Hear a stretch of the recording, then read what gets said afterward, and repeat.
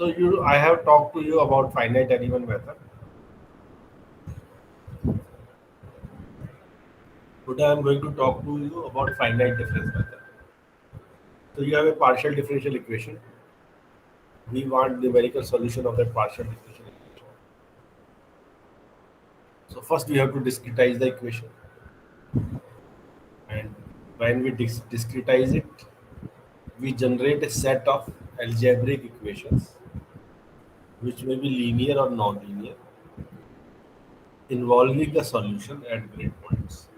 At grid points, you want the value of the unknown variable. So you will write your equations using those unknown variables, and they will be basically some kind of your, you will be discretizing, you will be writing your differential equation in form of some finite differences. So you will be calculating the derivatives using finite differences at a point, and you will be putting those values of those derivatives in the differential equation, and that will give you a algebraic equation. So your algebraic equation will involve information coming from the grid points. Then second step is solution of those algebraic equations. So it will become clear as we go ahead, but some basics are required for that. So already I have talked about the Taylor series to you. So if we do a Taylor series expansion, so we are having two variables x and y. So if I just change only one variable, both are independent variables x and y, and your dependent variable here is phi. So you are giving the value of phi as a function of x and y. So your phi can be a pressure, it can be a velocity. Suppose it is some scalar variable phi, which is a function of position. The coordinates are x and y. You are changing only x coordinate. So you want to know, if you know xy, phi xy, what is phi x plus delta xy? So this is what you will do. You will find derivative of phi with x at xy itself. You are finding all derivatives at point xy, and you want to see what are the values at this position x plus delta x. Y coordinate is same. Is it all right?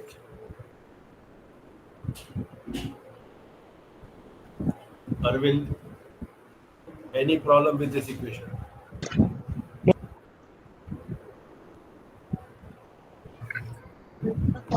No, sir. Soumya, it is all right. It is just Taylor series in single variable. This is the way your Taylor series looks like. So we are changing only x coordinate. So you are getting the effect of change in x coordinate. Similarly, you can write it like this. What is the value of function phi at these coordinates? So you are changing only y coordinate. So this is now you will have, it will involve derivatives with y. So basically, a description which was having two independent variables, we have reduced it to one independent variable. If you change both x and y, this is the equation you get of Taylor series. Function value at xy, derivatives, all derivatives are at position xy. So if you change both x and y, you can get the values near in the neighborhood of point xy by using this. First derivative of x multiplied delta x. First derivative with y, delta y. Second derivative, this is the term. These are mixed derivatives. And if you keep going on for higher order variation, you go up to this will involve nth derivative. If you just expand it like a binomial expansion, this is what you will get. Any questions?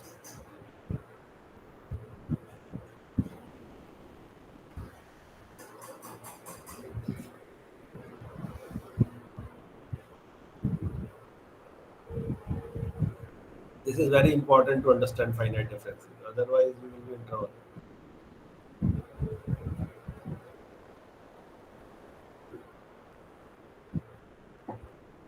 We will be making a grid and writing the values at different grid points in terms of derivatives at point x1.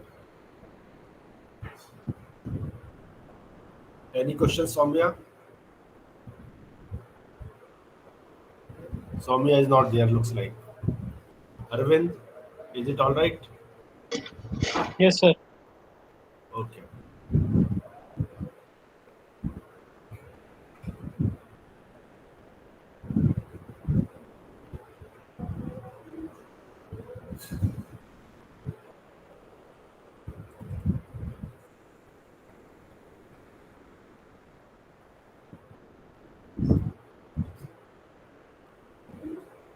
Now we are taking a uniform grid.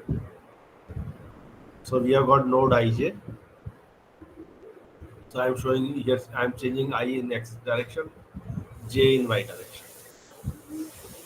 So if I take this corner as I0, J0, I get coordinates of different nodal points. This will be delta x comma 0, 2 delta x comma 0, 3 delta x comma 0. This point ij will be basically I delta x, j delta y. Any doubt? Each point can be labeled by indices ij. So I like to label points with this indices. Xi is equal to x0, not an issue. So what is phi ij? Phi ij means phi of x naught plus I delta x. X naught is this point, 0, 0, comma y naught plus j delta y. So my representation will be phi ij instead of writing the whole thing. Now approximate representation of partial derivatives. Now delta phi by delta x at point ij. So this is my point ij. So then you can see the neighbors. This will be I minus 1, I plus 1. So j minus 1, j plus 1. So what is this corner point here? So you look at this point I minus 1, j plus 1. What is this corner point? X coordinate is I plus 1, y coordinate is j plus 1. What is this point just below it? X coordinate is I plus 1, j coordinate, y coordinate is j. So this way you can define phi at different points. So phi I plus 1 comma j. So phi I plus 1 comma j means phi at this point will be equal to phi xi plus delta x comma yj. So you can write it like this. Arvind, is it all right? So I Yes, have sir. written the value of phi at this point in terms of values at ij. All the values here in the right hand side are at ij. Derivatives as well as function value. Only thing is delta x square by 2. Now I want value at phi I minus 1. Left to the left of this point, represented by the circle. Hello. Namaste, madam. Yes, I'm good.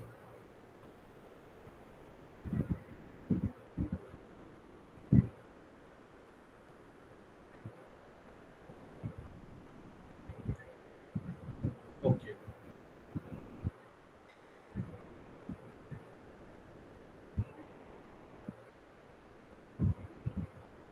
Okay.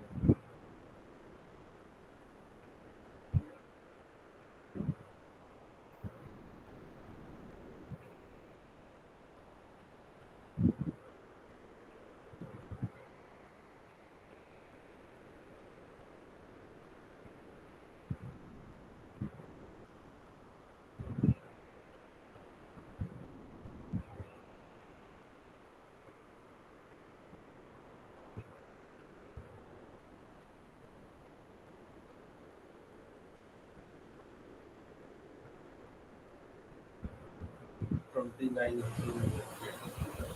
Yeah, I will.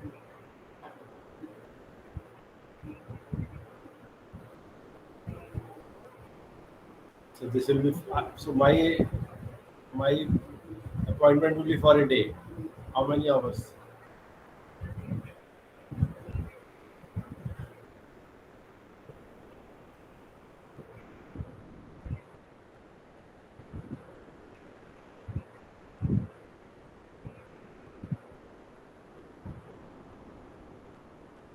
Okay, madam. Okay.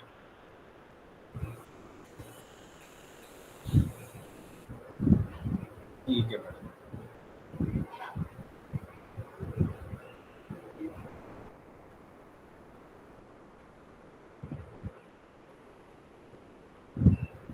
Yes, madam. You can give. Okay.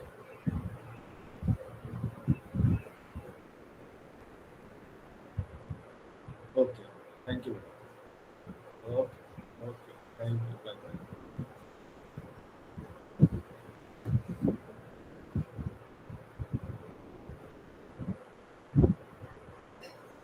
So you see, we have got the value at I minus 1j. So what is happening at I minus 1j? Your delta x is negative. You are going to the left of point ij. So you see delta x is negative. So you will get a minus sign. Now delta x here value is only a magnitude. So you have to go to the left. Here delta x square is there. So that minus will become y squaring plus. So this is the way you will have the value of phi at to the left of point ij. So you can find the derivative with x at point ij by taking difference of the two values. Two values at this, these are the value to the right, this is the value to the left. You take a difference of these two.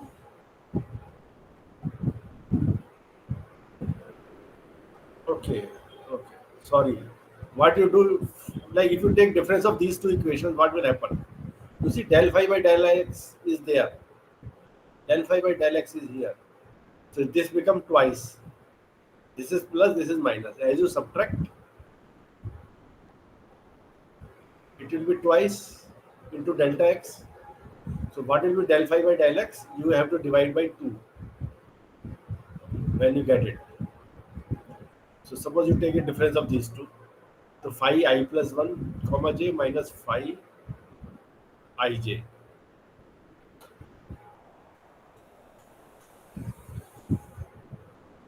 Okay. Now, okay. Sorry, I did a little mess up. You use this top first equation, suppose. What is the del phi by del x? Phi I plus 1 comma j minus phi ij divided by delta x. And you are taking this term also to the other side. Is it okay? This term is coming from the first equation. Arvind, can you see it? Yes, sir. Neelam, can you see this? How this first equation is coming?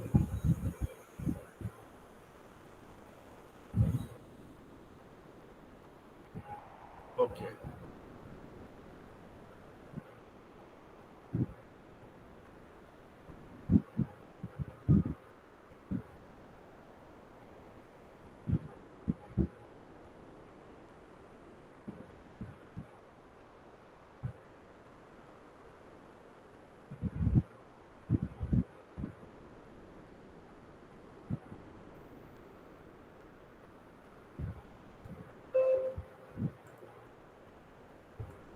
Afroz, can you see?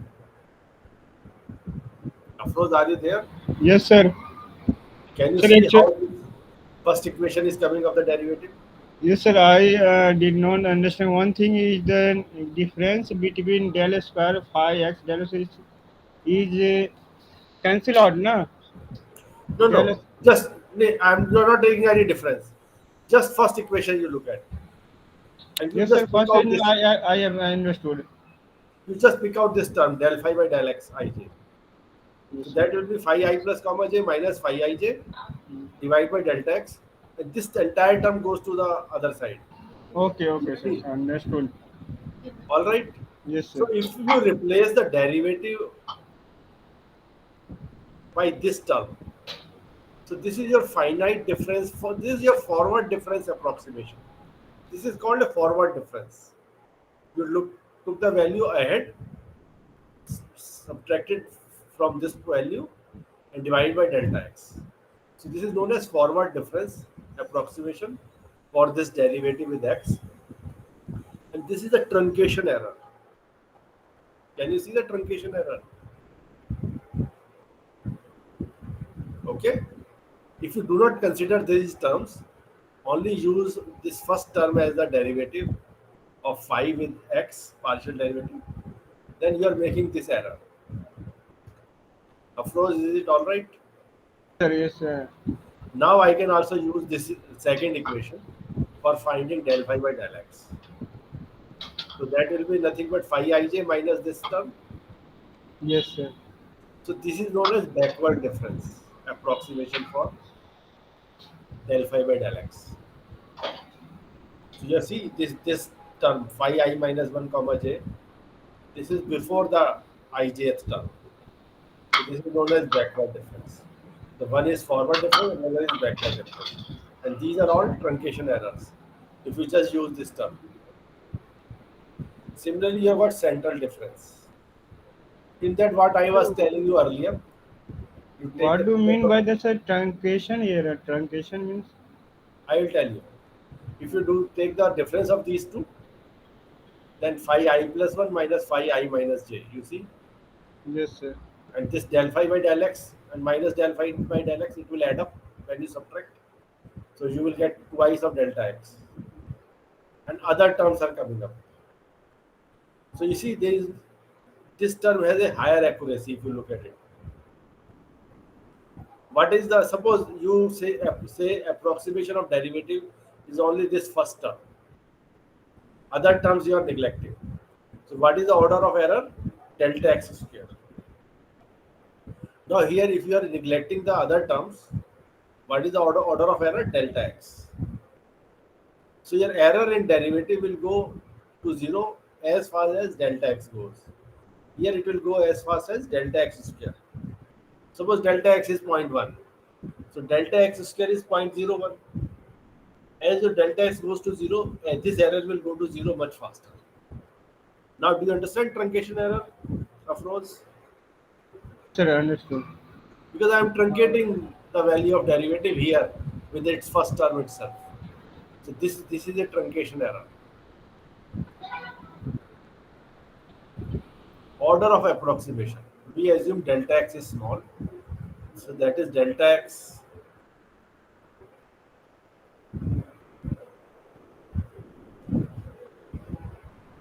This delta x becomes much greater than delta x square. Delta x square is much greater than delta x. If delta x tends to zero, lowest order term dominates the truncation error. The truncation error here will be dominated by delta x square. Delta x cube will not contribute much because this is much smaller than this. Can you see this? So your order of approximation is 2 here. Your order of approximation is 1 here because your lowest order is error is delta x. Order of a scale. Truncation error in forward difference and backward difference is delta x plus delta x square. So dominant first order term of truncation decides error. Finite forward difference and backward difference are first order scale. Central difference is second order scale. Do you understand this, Afroz?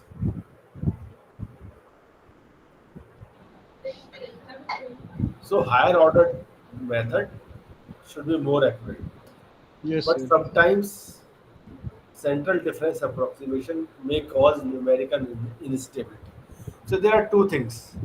One is accuracy, another is numerical instability. Truncation error may be less, but if it is numerically unstable, then you get into trouble. Your error starts amplifying. So we will see that how that is happening. Suppose you also another issue is there. You want to find derivative at boundary points. Now this is the boundary. You want to find derivative at the boundary node. Then in this case only you have a left boundary, so only forward difference is possible. If you have got this diagram, you see only backward difference is possible. So at times things depend on the situation also.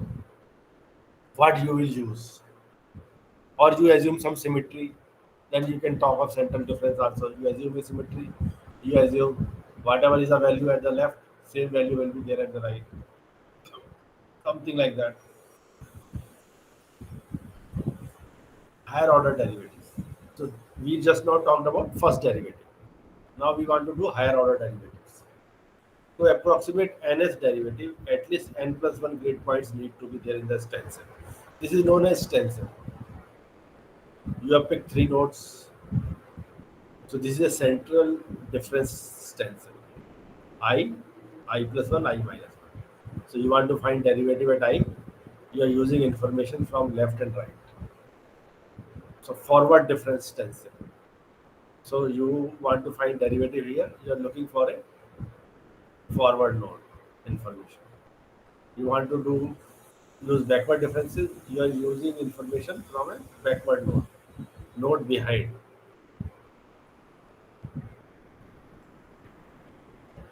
So what is phi I plus 1? Phi I. This is what we did earlier. Only here it is a 1D case. Here we were handling a 2-dimensional case.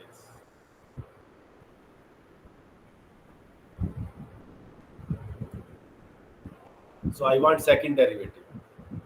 The second derivative will be, you need at least, I told you for second derivative, you need 3 nodes. To approximate nth derivative, at least n plus 1 grid points are needed. So you need 3 nodes. So you say, now it is a function of 3 nodes. So you can say some constant A, phi I plus 1, B phi I, C phi I minus 1. If this derivative is a function of I plus 1, I and I minus 1, so this is what I am expecting, multiplied by some constants. Any doubt? Like here, what were your constants? What was your A? 1 by delta x. What was your B? Minus 1 by delta x. So that way you can also do. There it was simple to find. Here we have used this method.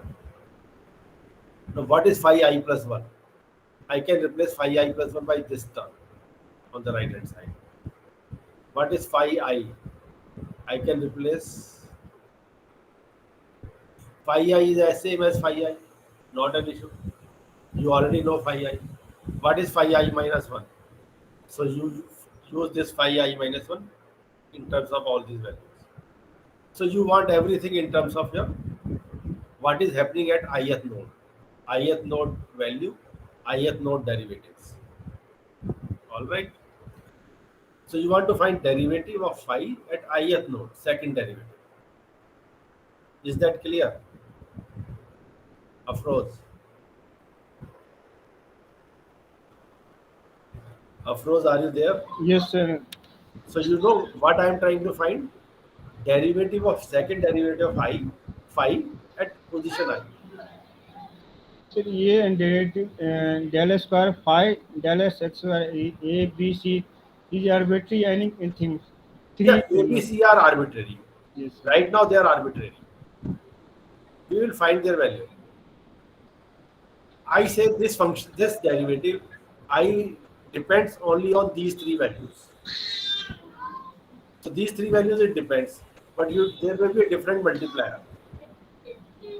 Now what is phi I plus 1? I use from this equation. What is phi I minus 1? I use from this equation. Okay. Now all these variables are in terms of I derivative with one. I. So you see, this is what is I am getting. Now what is this? This is derivative at I, second derivative. I am having a right hand side. You see, A plus B plus C. It is multiplying with phi I. So it should be 0 because there is no phi I on the left hand side. Now del phi by del x. A minus BC should be 0 because there is no del phi by del x on the left hand side. Now A plus C, del x square by 2. This is the coefficient of del square phi by del x square. Here there is 1.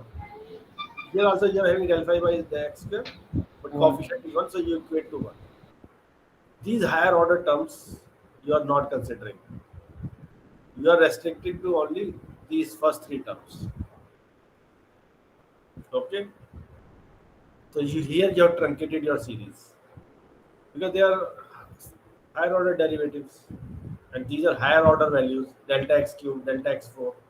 As delta x goes to 0, this will go to 0 much faster. So you can equate this with the upper line. Do you agree with Afroz? You can Yes, sir. forget the bottom line because delta x is tending to 0. You can just say these terms are going to 0 much faster. So you have to equate this left hand side with the right hand side in the upper line. And for that to happen, for this equality to exist, you need these three conditions. Can you see that? Arvind, can you see this? Yes, sir. So you solve these three equations. You see A minus C is equal to 0, so A is equal to C. Now A plus C into delta x square by 2 is 1. So A, it means A is equal to C is equal to 1 by delta x square. Then B has to be this to satisfy this. So your del square phi by del x square becomes this. Pi I plus 1 minus 2. And these are the other terms. These are truncation errors. If you put these values like A and C are equal, so this term goes away. So you have got this. A and C both you know. So you see you will get this term. Afroz, do you see this? Yes, sir. So you see, if you approximate second derivative with this first term, this is your truncation error. So this is an order of delta x square. So already you must have heard finite differences in your BTech days. This is the same thing you are doing. This term minus this term, sorry, this term plus this term minus twice of this term divided by delta x square. Okay. Now you want to discretize a partial differential equation. So del u by del t, this is some partial differential equation. So you can replace this del u by del t with some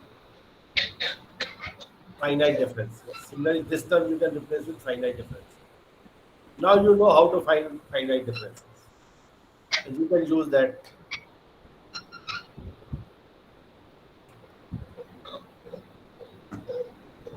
This is some, I think, old stuff.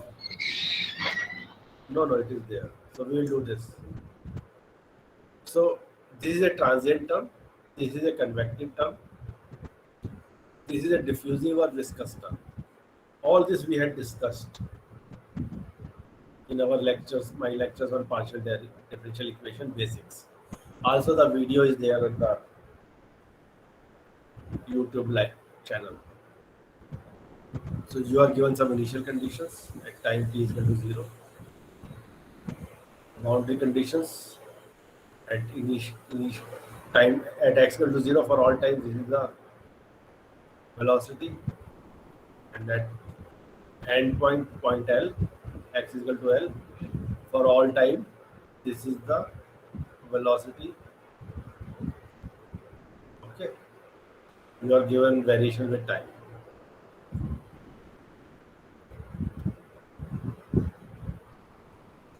Or this u can be even concentration, how it is changing with time, and a is the convective velocity, how the species are traveling. That t is equal to 0, this is a distribution of the impurity or solute, and how it will spread out with time. You see it is spreading out with time. So that is the effect of diffusion, and there is some effect of convection. So This is the effect of diffusion, how it is spreading out. Convection effect is like this. Whatever is a disturbance at t is equal to 0, it will travel with wave speed a. But this is an equation which is convection diffusion equation. So you will be combining the effects. This is the way the wave propagates. It propagates as well as diffuses as it travels. Now, how you numerically handle this equation? So you make a grid. This is position. This is time. So you make a time. This is known as forward time center space. What is the expression for FTCS? Forward time center space. So for spatial coordinate, you are using central differences. For time, we are using forward differences. You start with time t is equal to 0, you have to go forward in time. What is happening at time t is equal to delta t, 2 delta t, 3 delta t. So this is del u by del t. This is the forward difference in time. Del u by del t, if you use forward difference in time, this is it. N plus 1 is the change in time. N is the initial time, N plus 1 is the next time period. Afroz, can you see this replacement?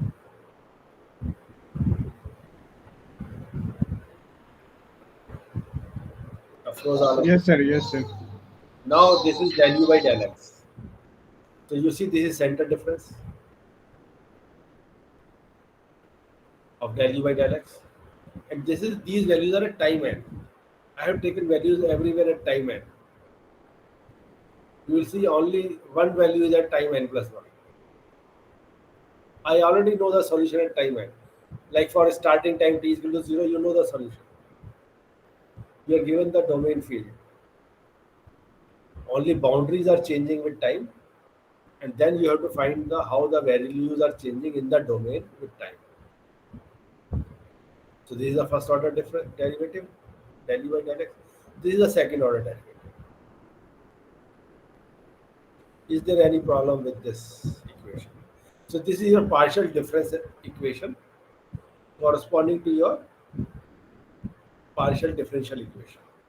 That was a differential equation. This is a difference equation. You see, this is a algebraic equation. It involves unknown values at the grid points. Afroz, can you see this?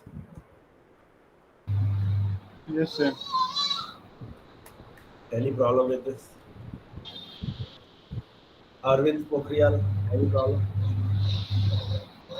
Now I know this. Ui Yes. and one is this. Can you see this equation? Afroz, from where this equation came?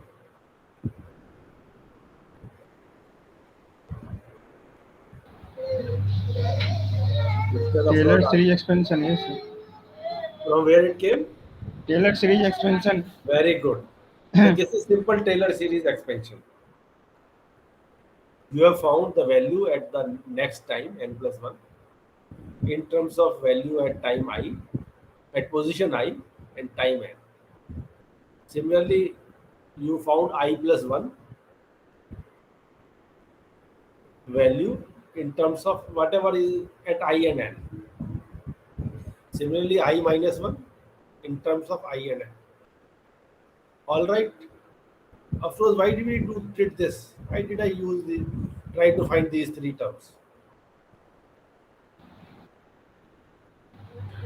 Can you see any connection between this equation and these three terms? Look, all these values on the left hand side are there in this equation. So I tried to find their values in terms of field variable at I and n. In truncation error analysis, I am doing a truncation error analysis. Every term has to be expanded around the same center. So center here is I and n. So put into the discretized equation. Now ui n plus 1 is this. I put it here in this equation, this value of ui n plus 1. Ui n, I let it be as this. So So if I put this thing here, what do I get? Afroz. If I put this I into this term, what will I get? Speak out.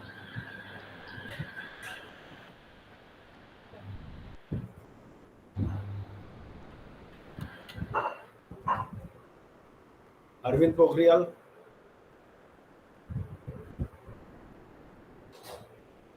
Neelam, Soumya. Yes, sir. So if I put this term here, what do I get? I use this equation.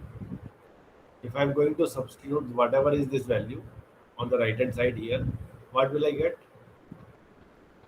Basically, UIN is going away.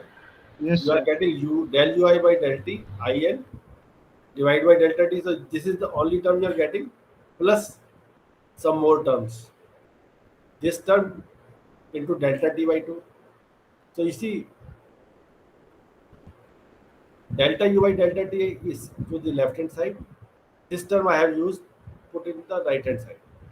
There was a del square U by del T square del T by 2.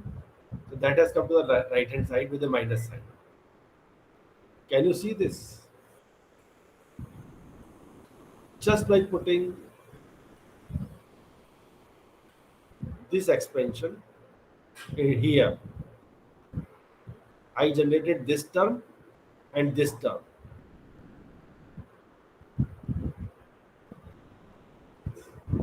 So basically, when I put all these expansions here, these two expansions, this is what I will get. You can try to see. So when I am solving this, when I am generating this finite difference equation, this finite difference equation represents this differential equation. This is not the original representing the original differential equation. This is representing this part was my original differential equation. These are the extra terms coming because of the truncation I did in putting the values of the derivatives. Afroz, can you see this? Yes, sir. And the right side equation will be the same. Soumya, can you see this?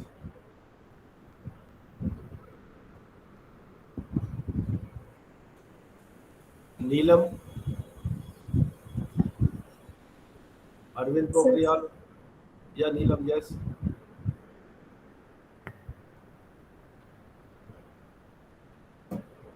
Rupali, Yes, sir.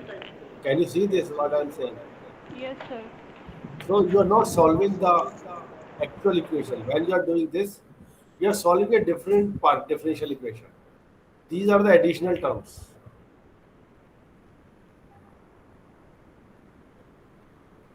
Now, how you can solve the exact equation? Suppose you keep reducing the value of delta t, delta x, as they go to 0, this term will go to 0. So you will be solving the actual equation as you are refining the mesh. But suppose any of these terms doesn't go to 0 when you take delta t or delta x to 0, then you will get into errors. Suppose there was some term delta t by delta x. When both delta t and delta x go to 0, then delta t by delta x may tend to 1. It becomes a finite quantity. If that is happening, then something you have to do something. You will not get good answer even by refinement. You will get a good answer by refining the mesh, because as delta t goes to 0, you are solving the actual equation. So above equation is the one solved by the scheme, and this is called consistency. For consistency, when delta x and delta t go to 0, this partial differential equation approaches original partial differential equation. Do you understand this, all of you? My question is to everyone. Yes, sir. Yes, sir. Yes, sir. Our target is to minimize the delta x and delta t. So that we have to do to get a good answer. But Reducing that doesn't ensure that you get a good answer.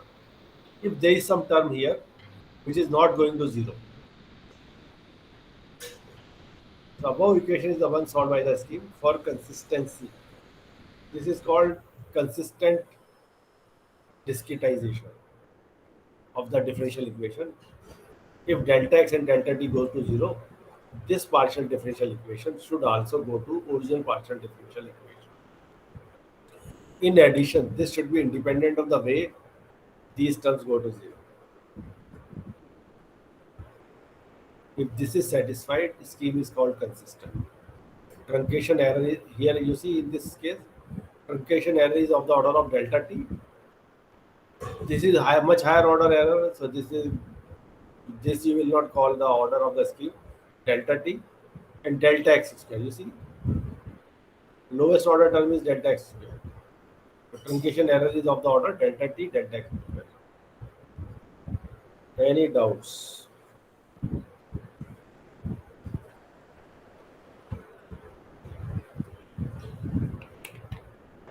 No, sir. Now we are talking of solution algorithm for forward time center space. So you see, you got at n is equal to 0, this is the initial condition. You know you are given the field. N is equal to 1, you have to find. N is equal to 2. Boundary conditions are given.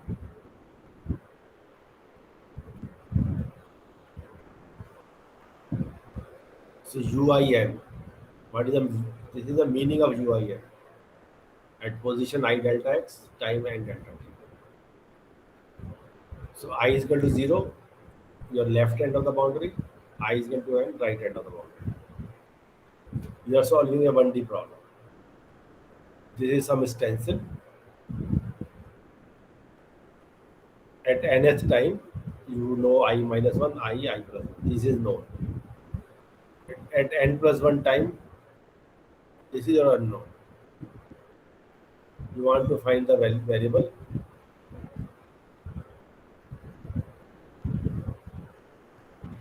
Corresponding to position I at time n plus 1. So you will use this solution, this equation which we earlier did. So you find the value of u at position I time n plus 1 using this equation. All interior points I goes from 0 to n. So your domain is going from, this is 0 point and this is your last point.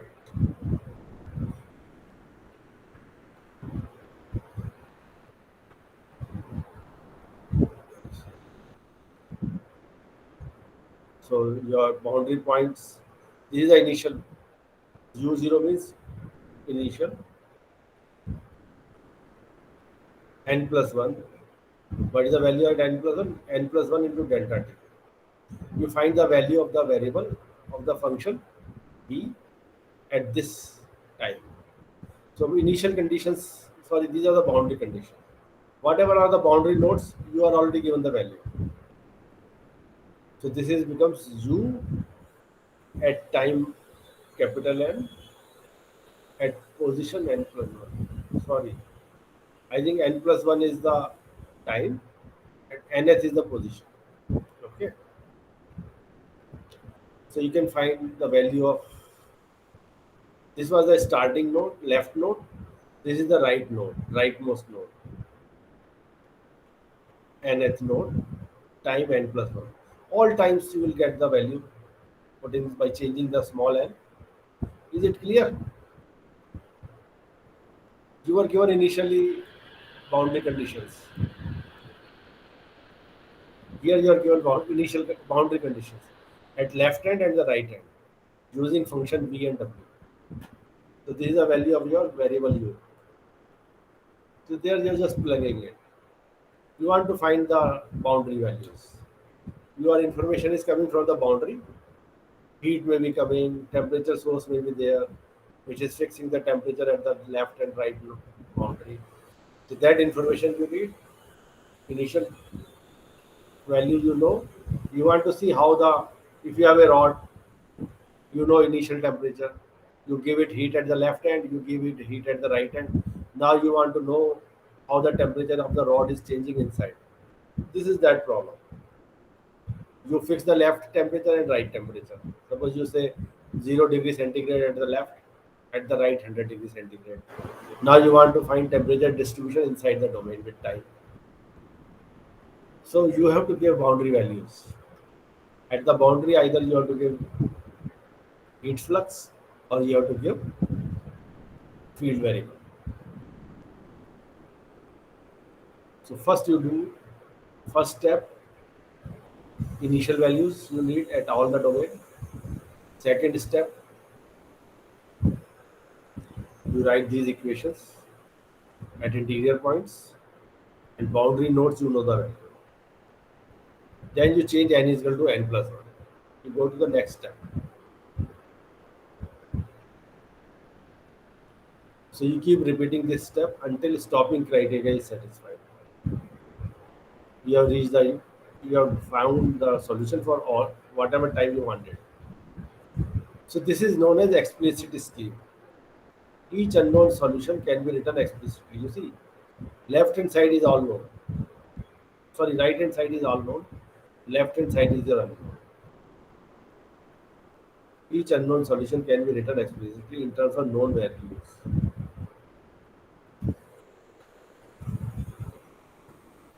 Suppose at time n is equal to 0 you started.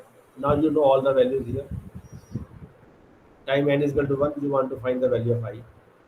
So you're using all this information. So you get your solution. Suppose this is the left. So you're doing it for every node. If you're doing it for I plus I minus 1, your stencil will involve different nodes. Just that. So this way you can find the solution for all the nodes at time n plus 1. If you note solution at time n. And this way you keep building up. Afroz, do you see this? Yes, sir. Okay. Now we can have an implicit scheme. What is implicit scheme? Unknown values appear in the same equation. We will see how it is happening. Then we have to solve simultaneous equations to obtain the solution. Now we have got this differential equation. We will write backward time center difference. So ui and what is this term? Backward in time.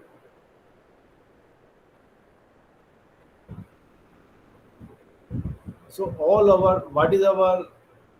terms are calculated at n plus 1.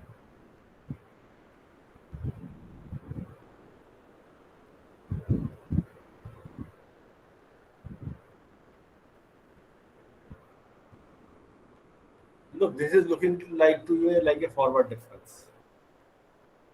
But you see, all my variables are at n plus 1.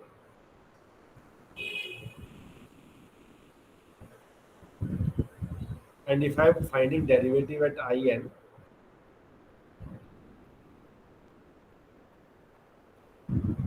so here I am finding my derivative at n plus 1 time. You see, if my derivative is at n plus 1 time, then this derivative is called find backward difference. Of course. Yes, sir. Little confusion, sir. You see, earlier my derivative was at, you see, I know the solution at time n. I want to find at n plus 1. Now, for taking the derivative, I am taking my center point as at n plus 1 I. I am taking all the values at n plus 1. You see. So, what is my backward difference in time?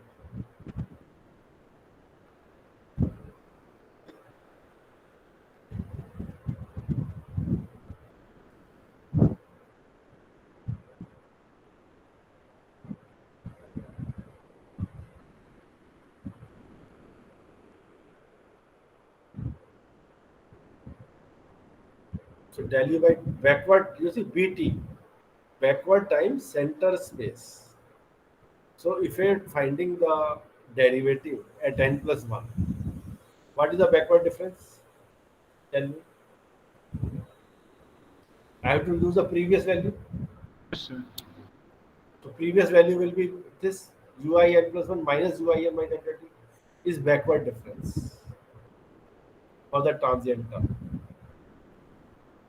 So it means you are doing all these, that your all the values are at n plus 1 time. So your this del u by del x becomes at time n plus 1, though it is centered difference about point I. But time involved is n plus 1. So now you see in this equation, all your values are unknown except uin. Because you don't know the value of the field at n plus 1 time. Can you see this? You cannot directly get ui n plus 1 because all other terms are also unknown. So you will generate a system of simultaneous equations to find the solution. There is some advantage in doing this. Instability is reduced. Explicit schemes are having some instability issues, numerical instability. Any error gets amplified with time, and these equations are inherently stable. Soumya, can you see how it is backward time?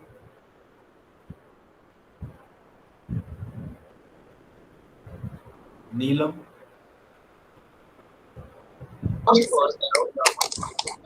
can you see how it is backward time?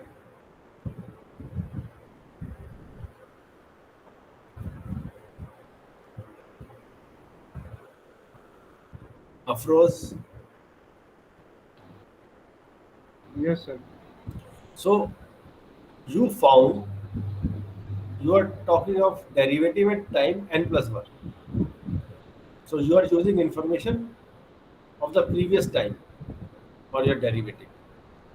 So if you are using forward time difference for position n plus 1, you would have used ui n plus 2 minus ui n plus 1 divided by delta. So you are finding derivative at time n plus 1. So basically you have written your this equation for time n plus 1. Can you see this? Earlier you had written your difference equation for time n when you are doing forward difference. You are satisfying the differential equation at time n while you are trying to find the variable at time n plus 1. Now you want to find variable at time n plus 1 and you are also satisfying the differential equation at time n plus 1. You see? So you are being more realistic. Can you see this?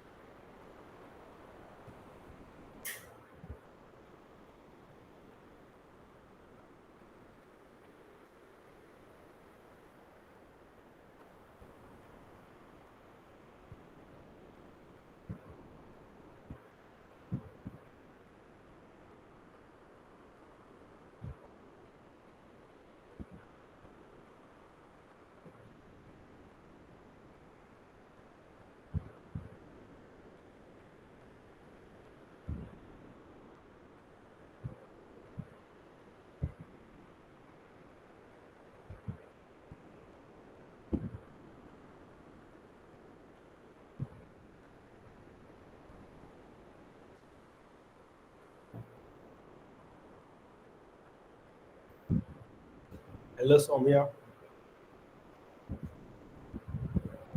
Hello.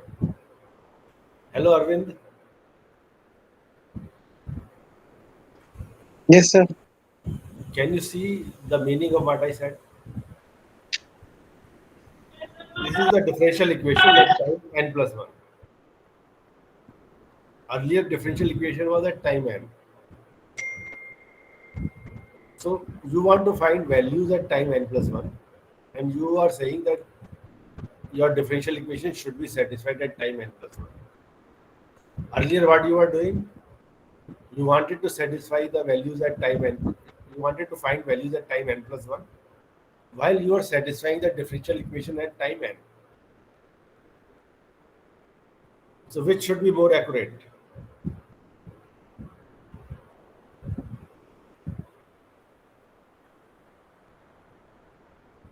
Naturally, this time n plus 1, you are looking for to the future.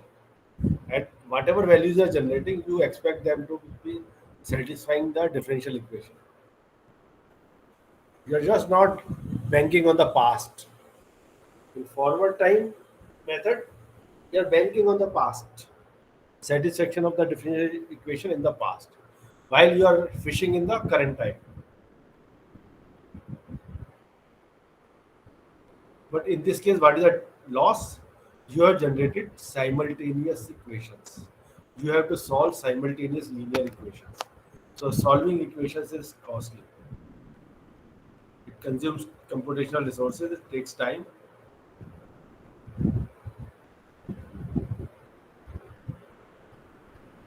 So here you see n is the unknown term, is the known term, n plus 1 is the unknown.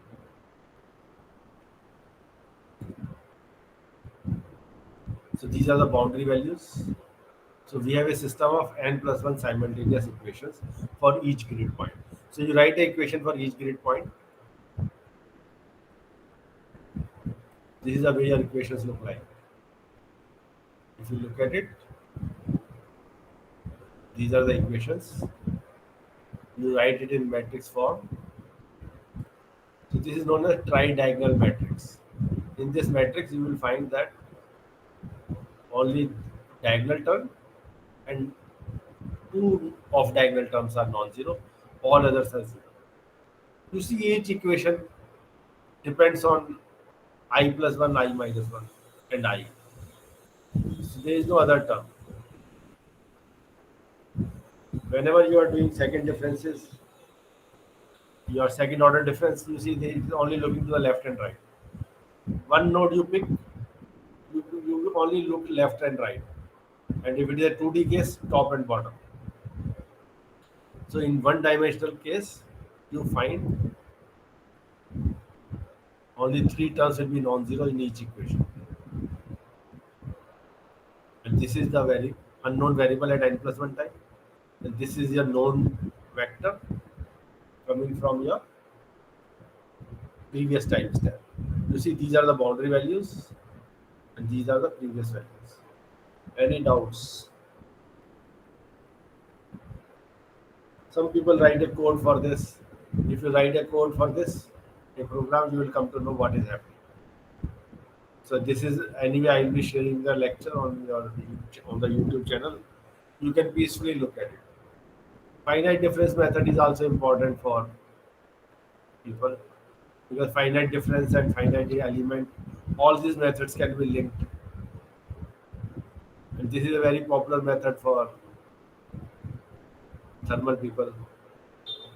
And there is a variation called finite volume method. We'll also talk about that, which is very popular for fluid mechanics schemes. Most of the fluid mechanics algorithms are based on finite volume method, which is just coming from finite difference method. Finite element method is more popular with solid mechanics people. So tridiagonal matrix can be solved by Gauss elimination technique. There is a modified Gauss elimination technique called Thomas algorithm, which gives solution of this equation much faster. You always look for faster solutions of simultaneous linear equations in order to cut time. If you just Google Thomas algorithm, you will find what it is. Sir, I have a question. Yeah.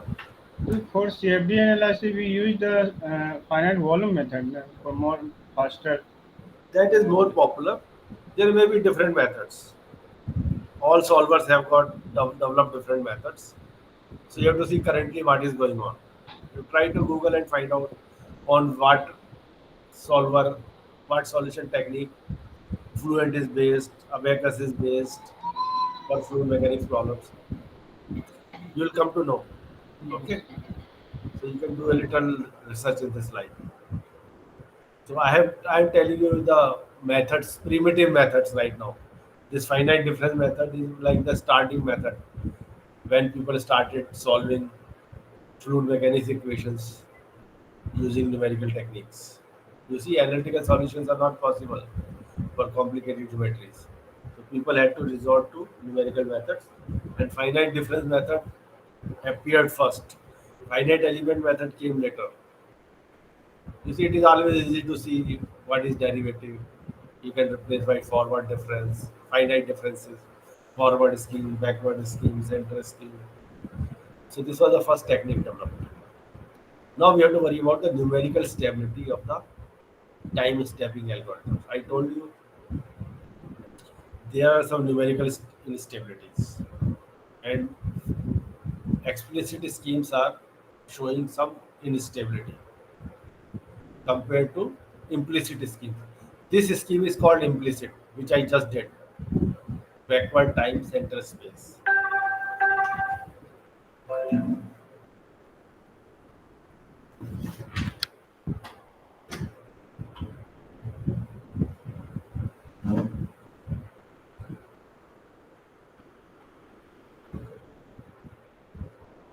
So you see this scheme was, this is a implicit scheme because you have to solve a system of simultaneous equations. Now why do you have numerical instability? The reason is all computers have finite precision. There is round of error. You store some variable in the computer, it will have some precision error. You cannot store it exactly. Suppose you want to store 1.1, it will not get stored as 1.1. It will get stored as 1.100007, 1.10008. So that is because of numbers are stored in binary format, and there is a memory associated with each number. So single precision number and double precision number. So single precision I think has 4 bytes, double precision has 8 bytes. So you're storing the number in different ways. So you have to know how numbers are stored in computer. So all that you can try to Google and find, and you will see that there is a precision error of the order 10 power minus 6 for single precision. You define a variable as single precision or double precision. Single precision, if you use everywhere, you get more round of error, but you reduce your computational time and you reduce your memory requirement. Double precision numbers require more memory. Nowadays, computer memories are large, so I generally prefer double precision. Some algorithms magnify the error, blow it up. This phenomenon is called numerical instability. So there are schemes. You can categorize them: stable, unstable, unconditionally unstable. But it will be always unstable. Conditionally stable. If the scheme satisfies certain conditions, it will be stable. So you put some limit on delta x, delta t. So if some limits are satisfied, you will have a stable scheme. Some schemes are always stable, unconditionally stable. So all these kinds of, you can find out your scheme, numerical scheme is in which category. So for this, von Neumann was a gentleman, did some stability analysis.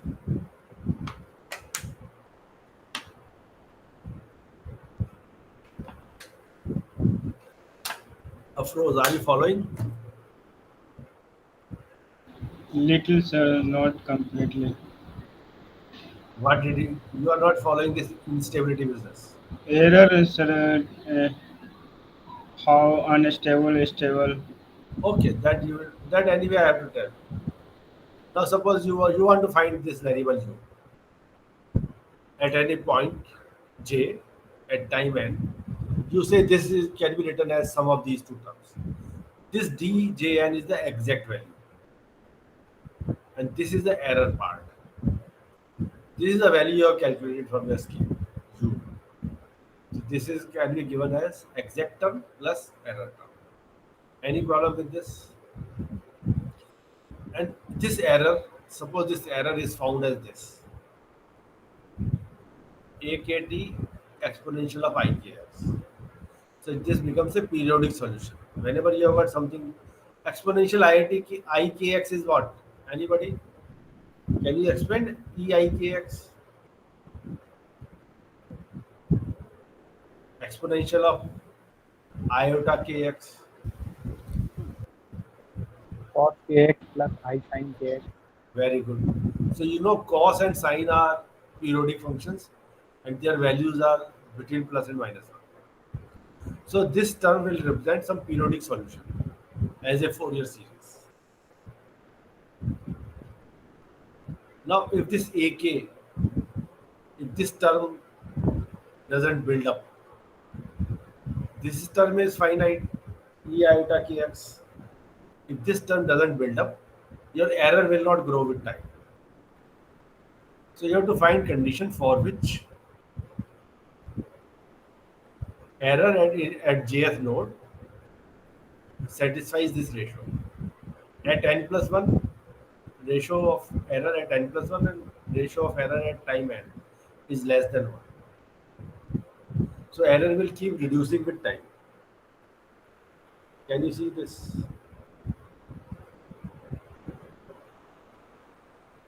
Now what is this ratio? If I look for this ratio is nothing but this. And if you divide by this, value of A at n plus 1, value of divide by A. So typical term. You have picked a typical term of this expansion. If that is this ratio 5, if this amplification factor is less than 1, then your error will not grow with time. Can you see this? Arvind Pokhriya.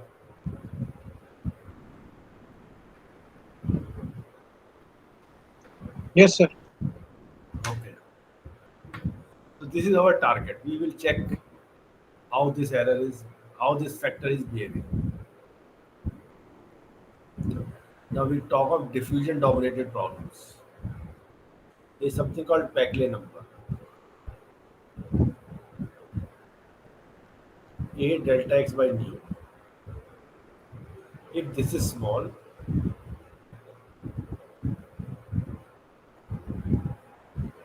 then implicit schemes are preferred. We will see if Peclet number is greater than 100, convection dominated. Explicit schemes are preferred. Look, A is the convection velocity I told you. Suppose fluid has certain velocity, so any impurity will travel with that fluid velocity. So this is the fluid velocity. Nu represents the diffusion process. What is the rate of diffusion from one end to another end? Look, how diffusion? What is diffusion? Anybody?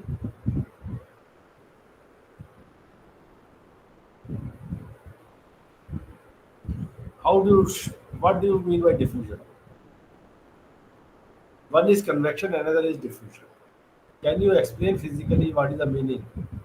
How the two phenomena occur?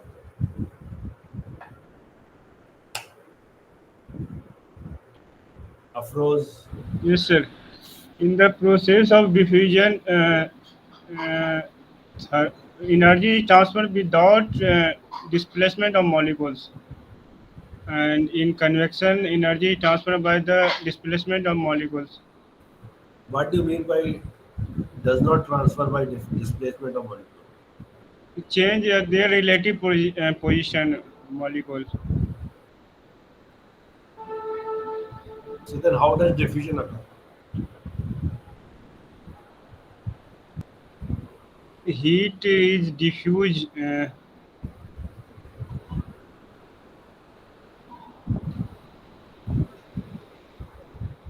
How is heat transferred? Sir, movement of molecules from a region of high concentration to a region of low concentration. How does it happen?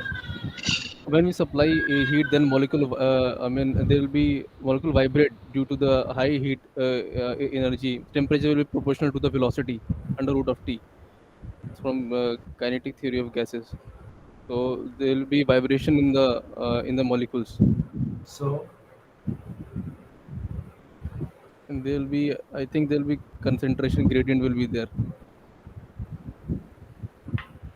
anybody else? What is the difference, physical difference between the two processes? Sir, in convection there is a layer by layer, and sir, in diffusion it is at molecular level. Anyone else?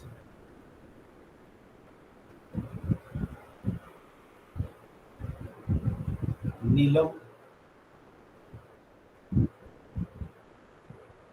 Soumya, Rupali. Sir, in diffusion, there will be a movement of, I think, a single particle movement will be there. Convection will be a large movement of particle will be there in convection. Okay, let's look at heat transfer, conduction heat transfer. How does conduction heat transfer occur? You heat one end, now the molecules there get heated up, so they are oscillating with greater speed. So they will hit the next neighbor with greater speed. So they will transfer the momentum to the next fellow. Now that next fellow is oscillating at greater speed now.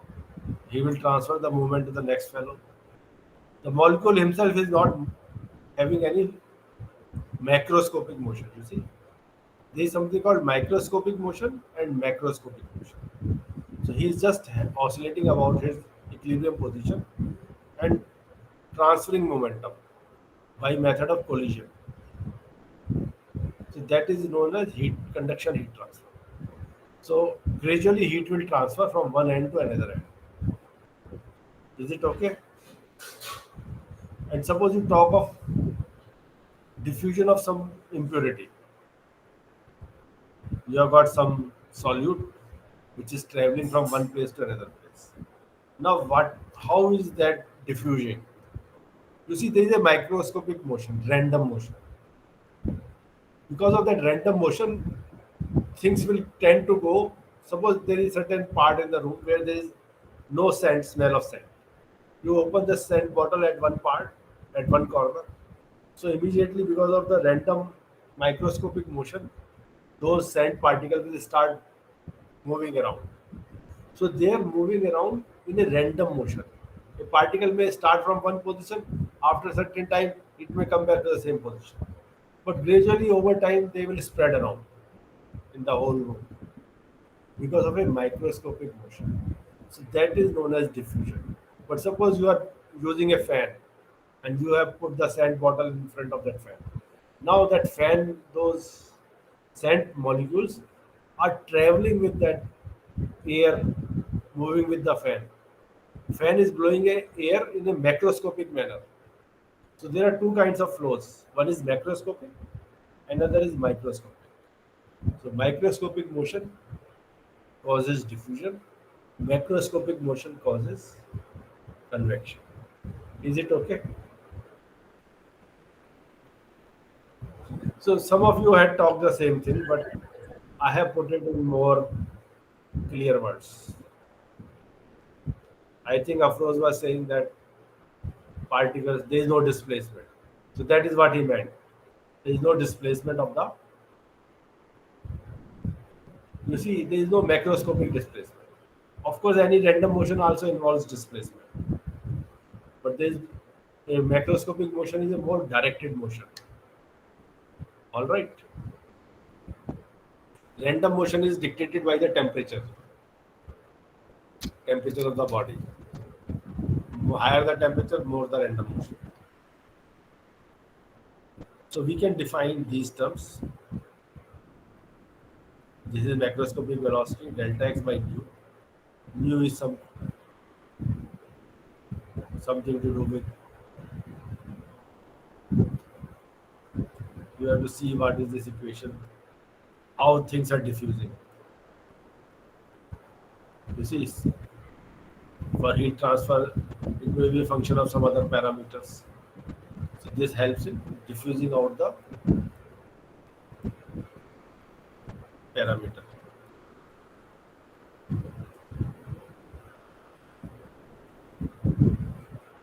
For example, thermal conductivity upon density, something of this, maybe this new.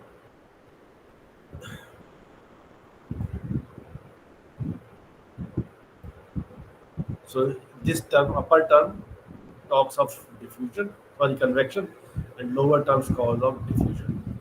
So ratio of these two shows which term dominates. If Peclet number is large, convection domination. If lower term is large, diffusion domination.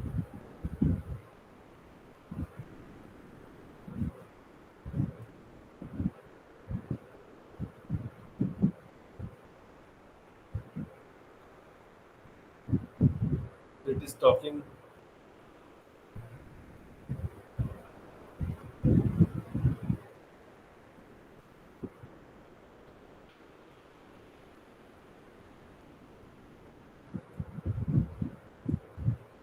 upwind. There is something called upwinding.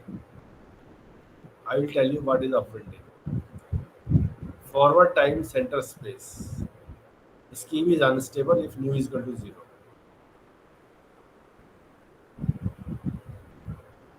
If nu is equal to 0 means it's a convection dominating problem. Then you will find that forward time center space is unstable. Then what you do? A del u by del x is equal to this.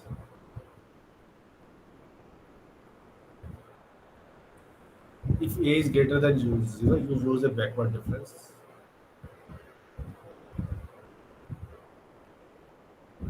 And when A is less than 0, you use forward difference. Can you see this?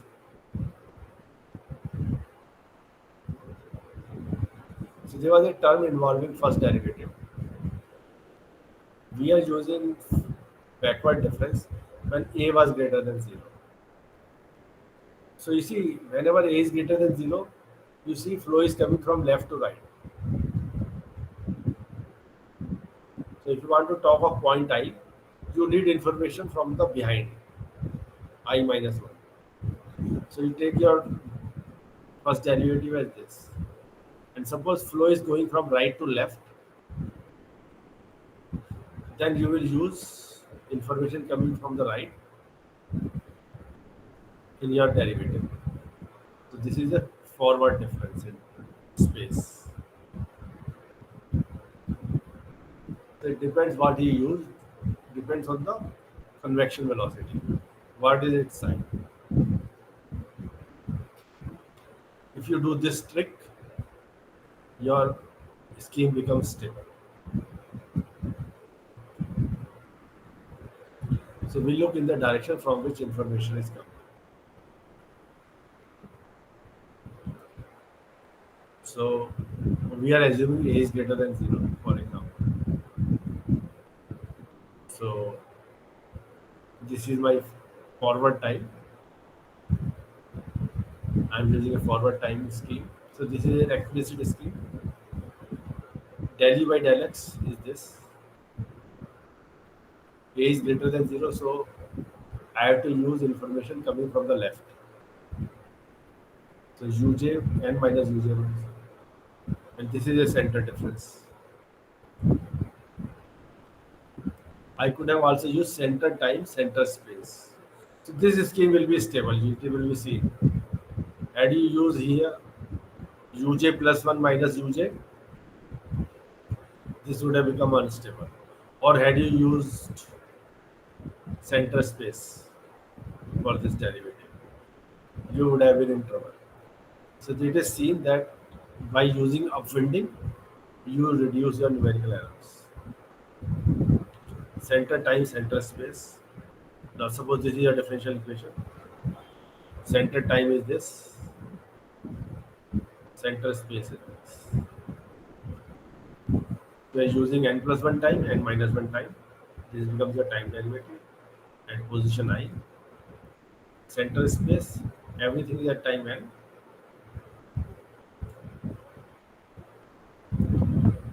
If your numerical scheme is having some numerical dissipation,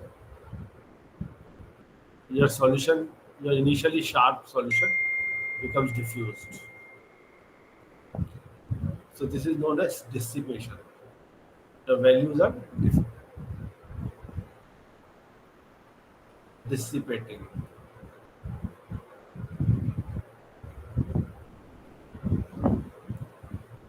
This is numerical dispersion or phase errors.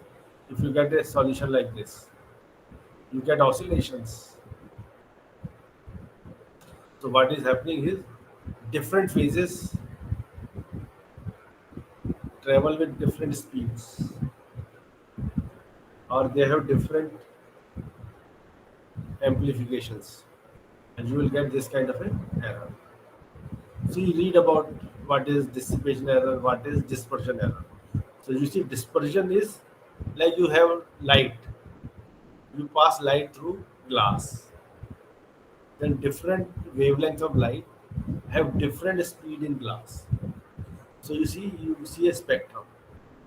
So this is a process of dispersion. So you get phase errors. So your solutions get shifted in time. Your speeds are different. So these are known as phase errors. And when you have dissipation, your solution gets diffused. What was initially a sharp solution, now it is diffused over space. A wave was traveling. Suppose you strike something with, you have a rod and you strike it with a hammer on the one side. You will find a elastic wave traveling. A sharp wave will be traveling through the rod. But if there is more diffusion, if you take something called steel, it will behave differently. If you take cast iron, you will find that it behaves differently. So some materials will be diffusing the wave. The wave will not go like a sharp wave. It will get diffused. Now here we are talking about the finite volume scale. So I'm covering a lot in a single day in finite using finite difference method. Because the course is not about finite difference method. We will be worrying about finite element method, but you should also know what is finite difference method, finite volume method. Because when you go to the literature, if you see old literature, lot of papers you will see dealing with finite difference method.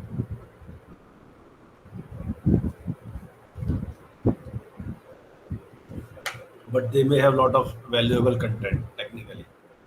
So you should have understanding of everything.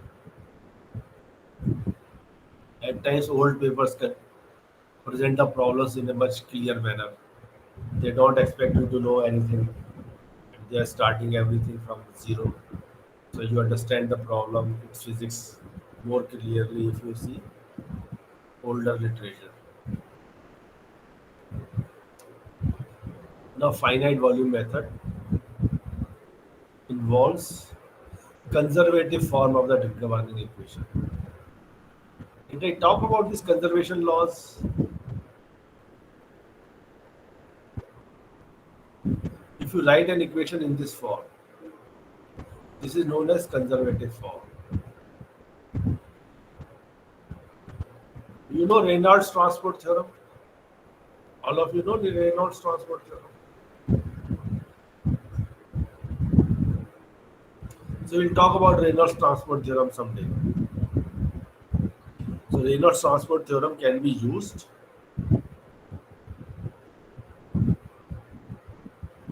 to explain conservation for mass, momentum, angular momentum, energy.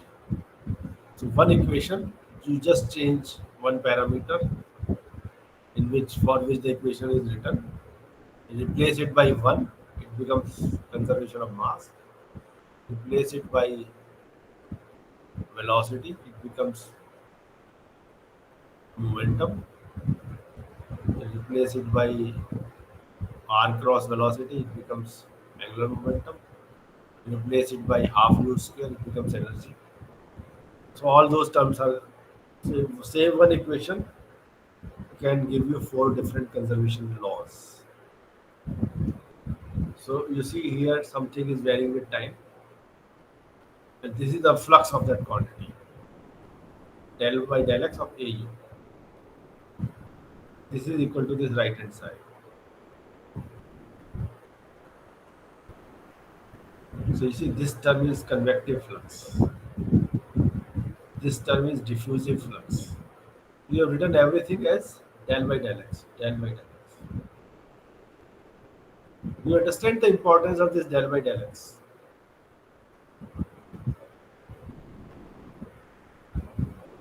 Okay, let me see.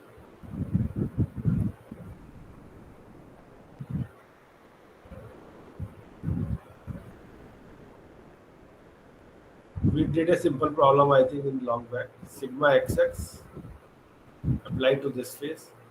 What is applied to this phase? Sigma xx.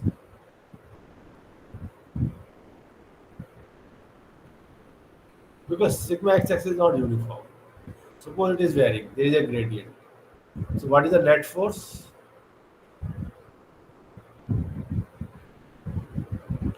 You will find it is del sigma xx by del x. And this is there is some area of the phase. So this is dx, dy, dz. So net force becomes this term because of variation in sigma xx. And per unit volume term is this del sigma xx by del x. So same thing you are seeing here. Derivative with x. It tells you, this thing tells you the net force by this derivative. Net force in x direction because of this stresses. Similarly, suppose you have got a flow. Some variable u is there.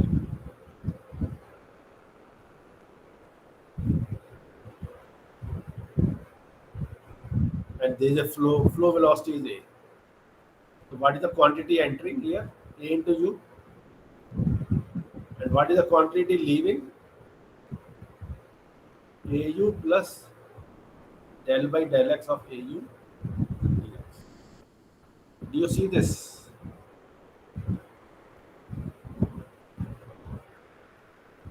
A and U are two terms. A here represents convection velocity. U is some quantity, some solute concentration or whatever. So whatever will enter here will be AU. What will leave here? This AU has this value plus whatever its variation over this length dx. Taylor's theorem. So how much quantity? This much entered, this much left. So what is the net loss of this region? Del by del x of A. So this is the net loss.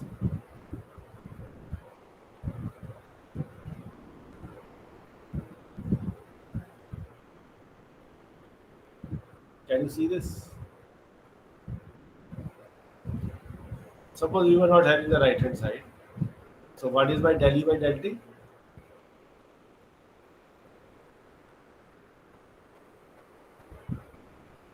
This is how you say how this quantity is changing here. Everything is per unit volume. You have written this thing. You are using the only this term. You are not multiplying with dx. So this much is the loss per unit volume. This is the loss per unit volume, and this says per unit volume. This quantity U will change by this amount. Can you see this conservation rule?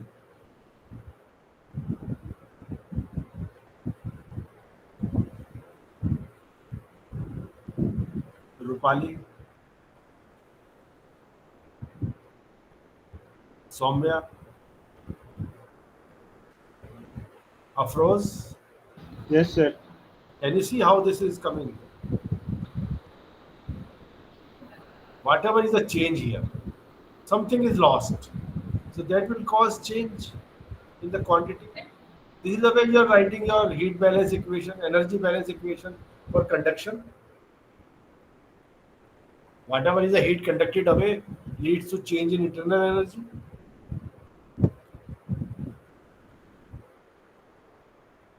All right.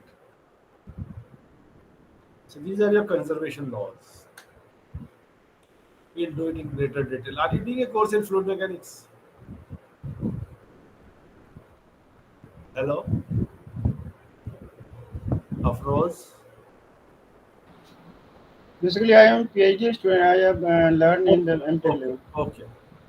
So MTech fellows, anybody doing fluid mechanics this time? Sir fluid mechanics and No, heat sir. Transfer combined है. Acha, both are combined in one course. Yes sir. Yes, sir.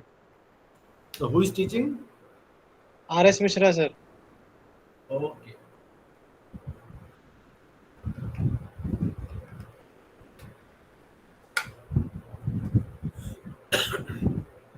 You see del, new del U by del X. So new del U by del X means what?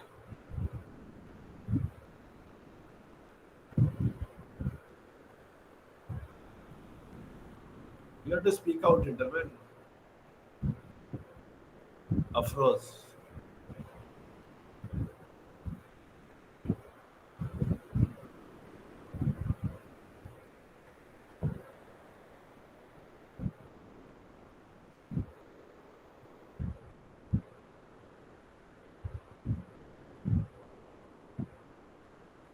Yes. Anyone will like to interpret this term?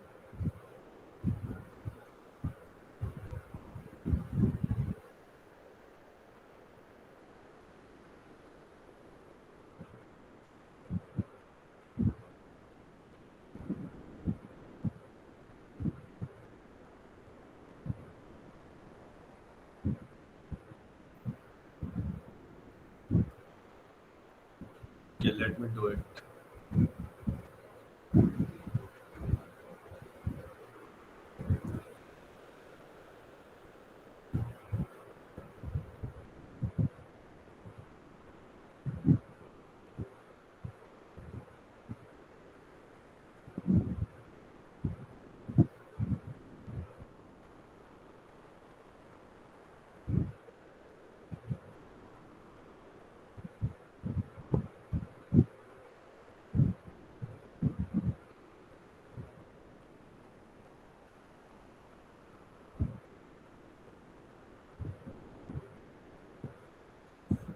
Let us see whether these what I have done is right. So I am saying heat transfer in the left face is this.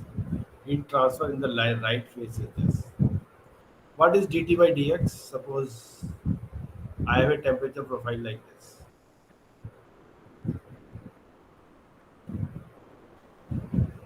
Let me take like this. So what is happening? Or I will rather take like this. This is my temperature with x. What is dt by dx Afroz here? Positive, negative?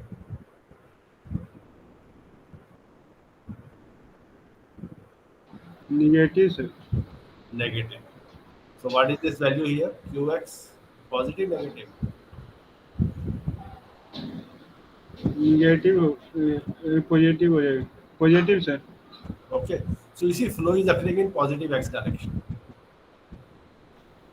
Heat travels from high temperature to low temperature. So you use that physical principle to write this equation. You put a minus sign. Now you are here. Same rule will be valid.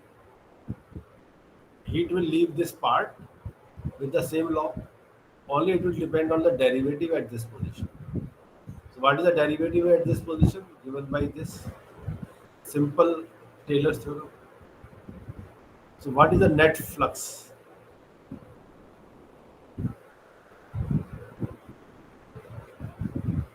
This is the energy entered. This is the energy left. This volume. So this is the total loss. Leaving minus entering. So you get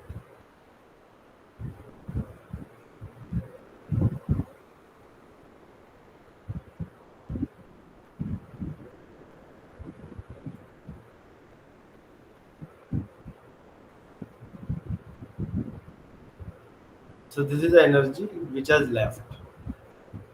This will be equal to what?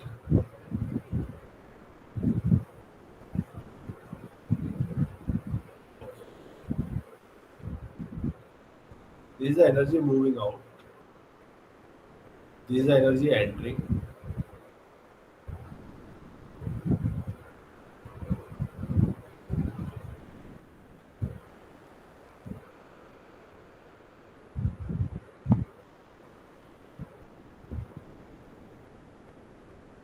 So this is the energy which has left.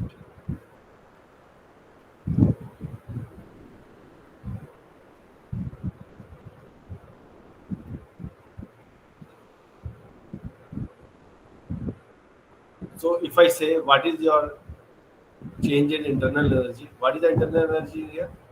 Rho Cp temperature. Can you say this is the internal energy per unit volume? So what did it change? Del by del T. Rho Cp T. This is equal to.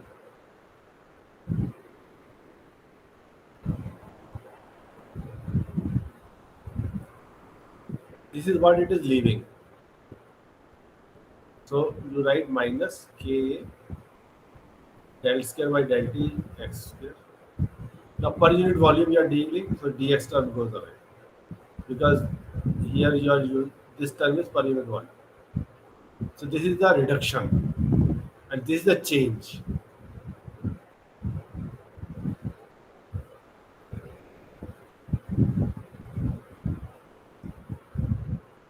So if you say that your internal energy this is gone. So can you say this is minus?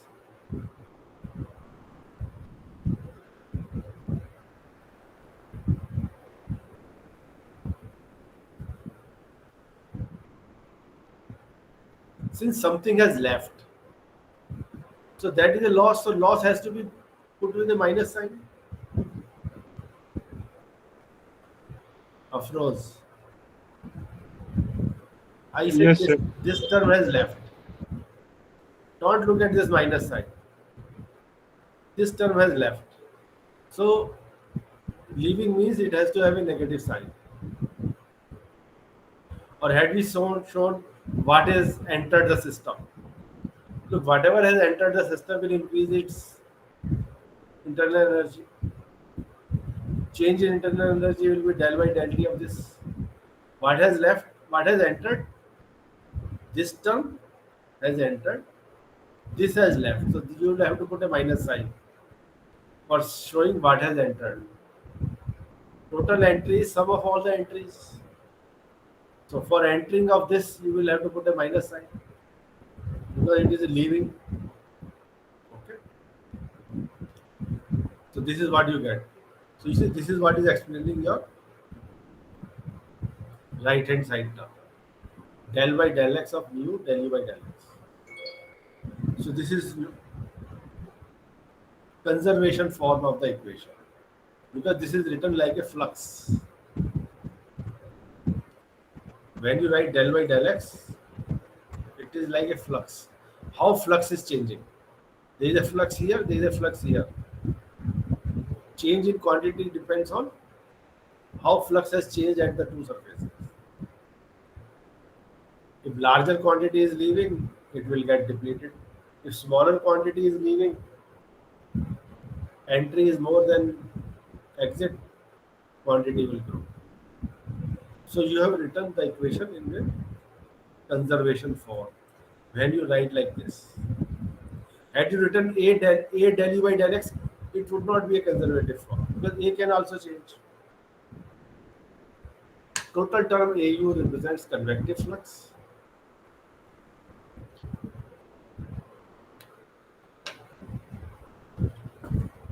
This term represents diffusion flux. Okay. Now you are integrating this equation.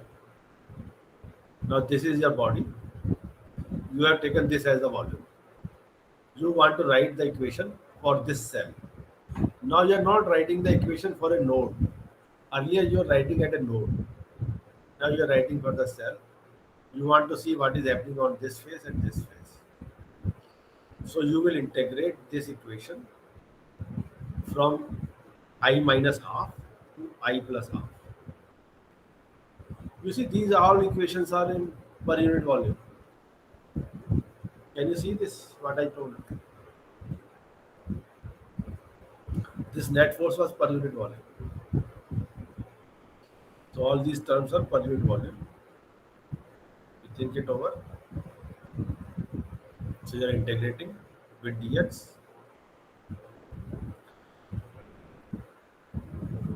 So you integrate del by del t with this. Now this integration is with x. So you see, you will get directly AU. You take the limits. Similarly, you are here. So derivative with x will knock out the derivative. Integral with the x will knock out this derivative. Only you are left with this. Afros. Can you see this integration?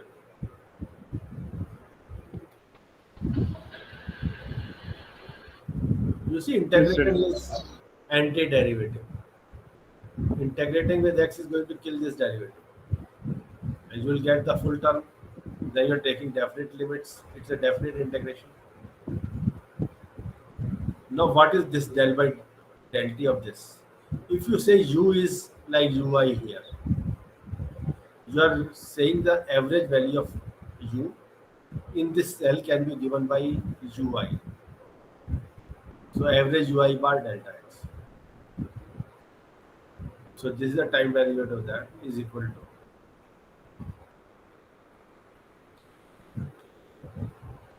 Now convective flux is there, diffusion flux is there. Convective flux you are calling by Fa, diffusion flux by Fd. So these terms can be written like this. Outward flux is by I plus half. You see I plus half, I plus half. You're taking it there. Inward flux is this I minus half. Whatever the I minus half comes, you plug it. So this will go there. You put a minus sign deliberately for diffusion flux. Can you see I have written just this equation like this? So del by del t of this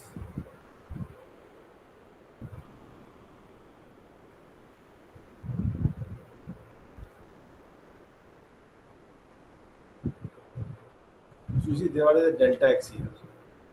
This was representing like a volume. This is cross-sectional area. So had you multiplied by the cross-sectional area, you would have handled this situation. Here we did not talk of the cross-sectional area. So it is a 3D object. This you will be handling volumes.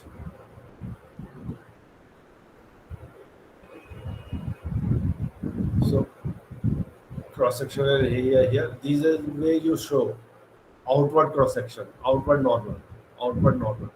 You are representing outward normal vectors. Here it is positive, here it is negative.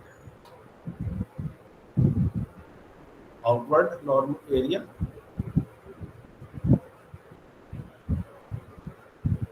This is outward area at I minus half. This is outward area at I plus half.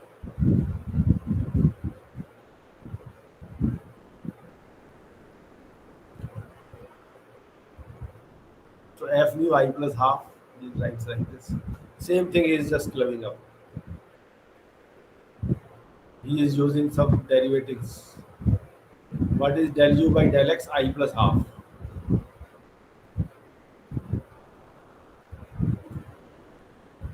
You want derivative value here. If you use center space, I plus 1 minus ui plus 1 minus ui by delta x. This distance is only delta x.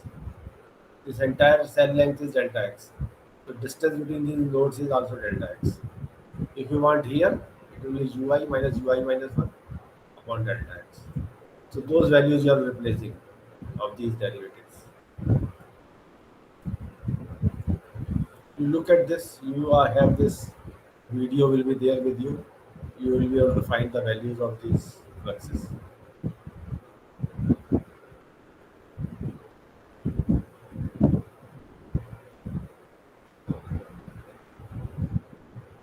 Del by del t can be finite difference, forward difference. Then the scheme becomes like this. You are taking it.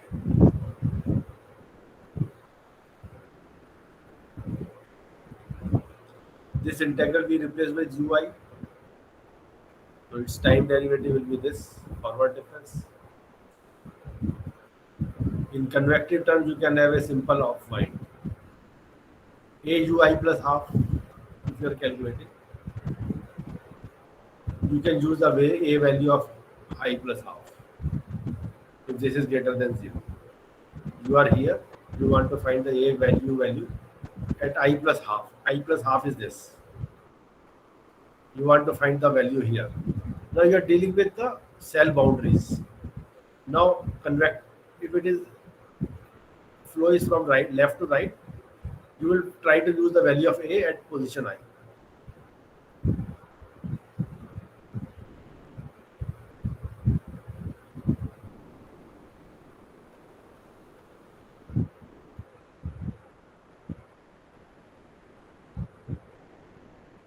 Okay, he is using the value of field variable u at position I. Positive value, velocity is positive here. Then he is using this. If velocity was negative, if this velocity was negative, he would have used the information from here. Can you see this? How you are calculating the fluxes at this position? So this is called upwinding. Upwinding is used only for primary variable, not for velocity. That is clearly mentioned here. At this position, this is what you are doing. So we get this equation. So from basically from here, we have gone to that equation. So now you see it is looking like a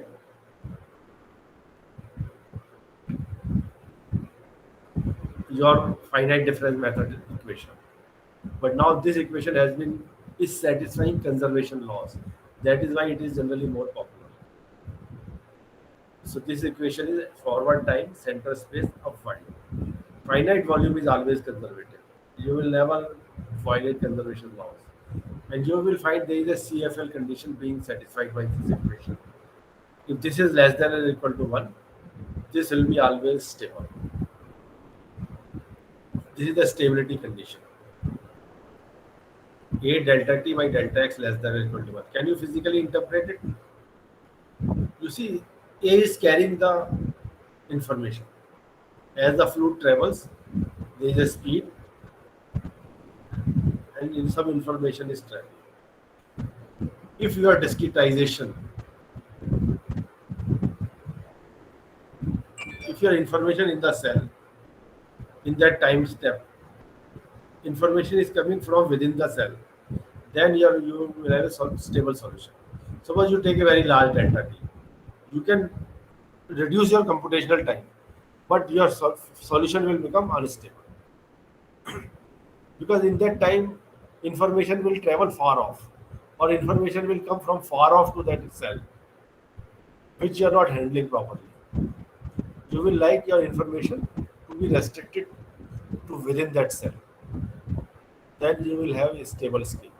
So you try to read this CFL condition, Google it. It is known as Courant-Frederick-Levy condition. For the first time, they found that this equation, if it holds, your schemes become stable. You see, this is a explicit scheme. You are finding variable at n plus 1. All others are in previous times.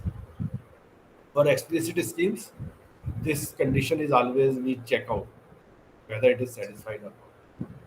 So, gentlemen, class is over for today.